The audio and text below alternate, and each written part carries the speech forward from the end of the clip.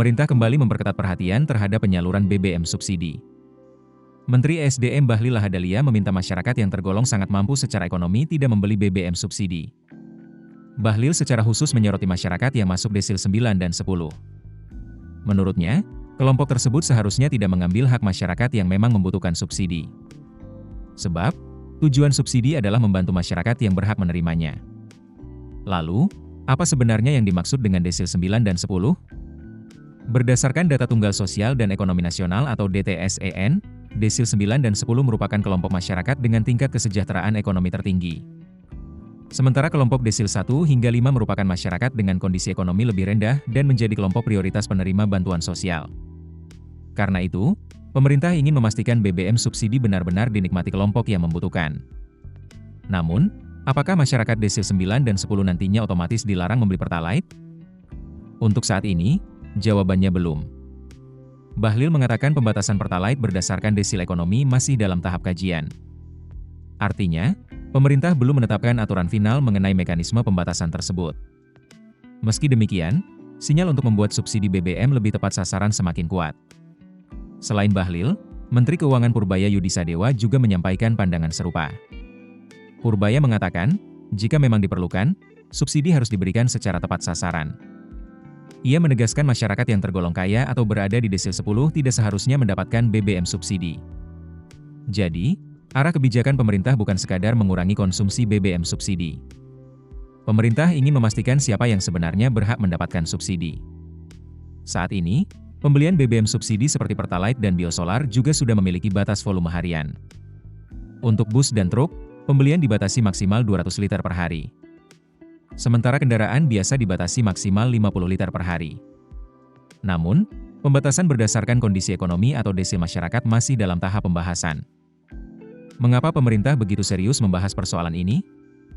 Salah satu alasannya adalah tekanan terhadap anggaran negara.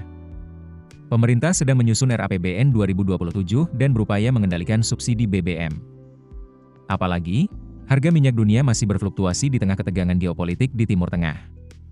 Jika konsumsi BBM subsidi terus meningkat, sementara harga energi tetap tinggi, beban fiskal pemerintah bisa semakin besar. Data konsumsi pada semester pertama 2026 menunjukkan adanya perubahan perilaku masyarakat.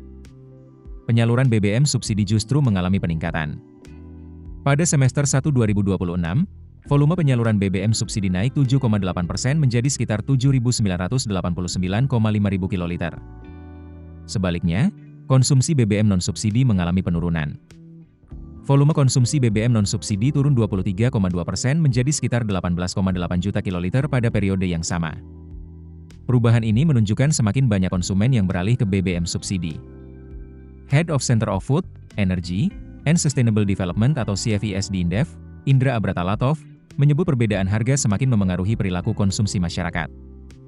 Pangsa Pertalite disebut meningkat dari 75,4% menjadi 80,3%. Sementara pangsa Pertamax turun dari 23,2% menjadi 18,8%. Artinya, ketika selisih harga semakin terasa, masyarakat cenderung memilih BBM yang lebih murah.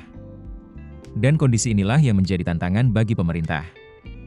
Di satu sisi, BBM subsidi dibutuhkan untuk menjaga daya beli masyarakat. Namun di sisi lain, jika subsidi justru banyak dinikmati kelompok yang mampu, anggaran negara bisa semakin terbebani. Karena itu, pemerintah kini menghadapi pekerjaan rumah untuk memastikan subsidi benar-benar tepat sasaran. Pembatasan berdasarkan desil ekonomi bisa menjadi salah satu opsi. Tetapi mekanisme pelaksanaannya masih harus dikaji. Pemerintah perlu memastikan data penerima akurat, sistem pembelian berjalan efektif, dan masyarakat yang benar-benar membutuhkan tidak justru kesulitan mendapatkan BBM subsidi. Sebab, jangan sampai kebijakan pengetatan subsidi justru menimbulkan masalah baru. Terlebih, kenaikan biaya energi juga bisa berdampak terhadap aktivitas ekonomi.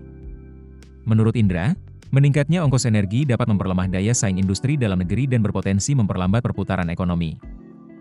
Download aplikasi Kontan sekarang di App Store atau Play Store.